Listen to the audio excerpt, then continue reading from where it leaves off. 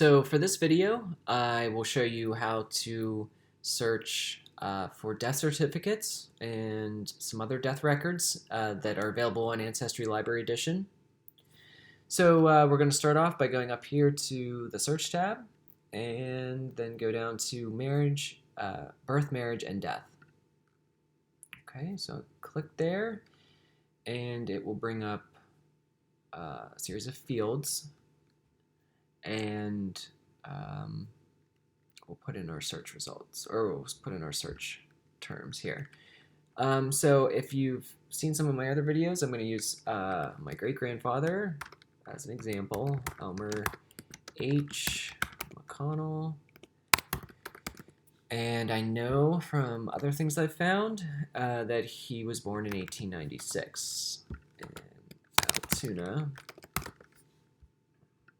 Okay, and so I'm just gonna put that information in so far, and then I'm gonna click the search button.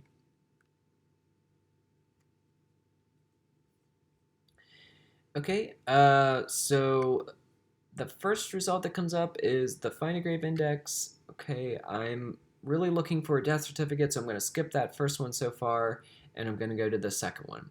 Okay, so I see the name Elmer H. McConnell. Birthplace, Altoona, Pennsylvania. Okay, so some things about death certificates. This date range here, 1906 to 1967, is the range of the collection that's available on Ancestry Library Edition. So Pennsylvania, in this case, didn't start collecting death certificates in a formalized way until 1906. So that's why the collection begins at that year.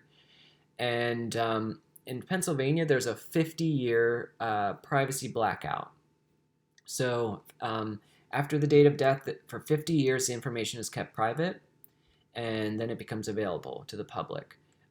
In this case, it's actually available up until 1970, but Ancestry Library Edition hasn't loaded that information in yet. So all that's available so far is up to 1967. Okay, so let's just go ahead and click on that. And click this button here, View. Okay. So that brings up the actual death certificate.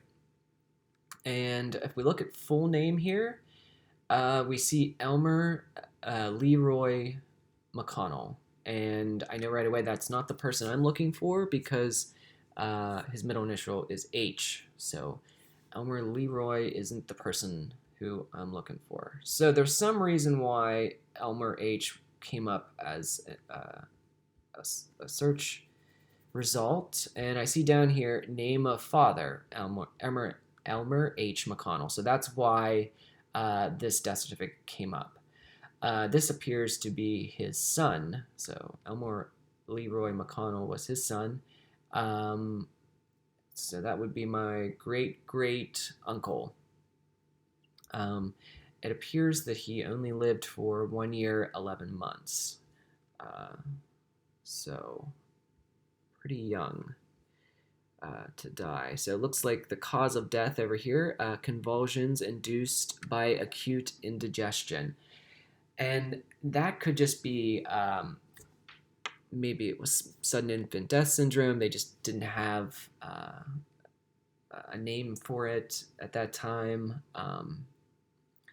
So let's go back to our search results and see if we can find Elmer H. So I'm going to hit the back button, and I'm going to go back to all results. Okay, let's look back at the Find a Grave Index, because that is the first result that came up. So let's click on the link. And Find a Grave is a really good resource. I definitely recommend exploring it on your own independently of Ancestry Library Edition. It's a website that volunteers have actually gone out and taken pictures of as many gravestones as they can find, and then there's other volunteers that actually transcribe the information and make it searchable so that it's a database online, and it's very helpful for genealogical research. So in this case, Elmer H. that's the person I'm looking for, Altoona, Pennsylvania, born 1896. So that's all correct. And then for death date, I see here that he died in 1972. So immediately I know right away it's within the blackout period, so there won't be any death certificates available for Elmer H. So let's see if we can find his father's death certificate. So we see here Francis A. McConnell is his father. So let's click on that so I can get a little bit more information than just his name. Again, this is Find a Grave. And we can see here Francis A. McConnell, born June 16th, 1872, died 1952. Okay, so theoretically his death certificate should be available. So let's take some of the information I found from here and put it back into the search and see if I can find Francis' death certificate. Okay, so I'm going to click back here and I'm going to go back to the birth, marriage, and death search, and I'm going to put in Francis. Francis A. McConnell, and I know that he died in 1952. Okay, and I'm going to put Blair County just to narrow it down. Okay, so I know that information. I'm just going to put that in and see what comes up. I hit search. Okay, so the first result that comes up is a Pennsylvania death certificate. Francis A. McConnell, 1872, born, died 1952. Okay, so that appears to be the person I'm looking for. Okay, let's click on that and let's get a look at the death certificate. Okay. All right, so we see here the name of the deceased is Francis A. McConnell. Okay, so that's who I'm looking for. I got the date of death, and there's a lot of other information that you can get from a death certificate. So you can see race and whether the person was married, never married, widowed, divorced. In this case, it says he was widowed. So at this point, we know that his wife had died before him. So that kind of gives us a clue about his wife if we didn't have information about her at the time. And we can see that his birth date, 1872, his age when he died, 79 years old, whether he was a citizen, where he was born. You can see his father's name, so that gets me another generation back. So Samuel McConnell was his father, and his mother, Catherine Estright. So I can see his mother's maiden name. So these are all little clues that when you really get involved in genealogical search, any single one of these clues can help you figure out information about somebody that you're trying to narrow it down.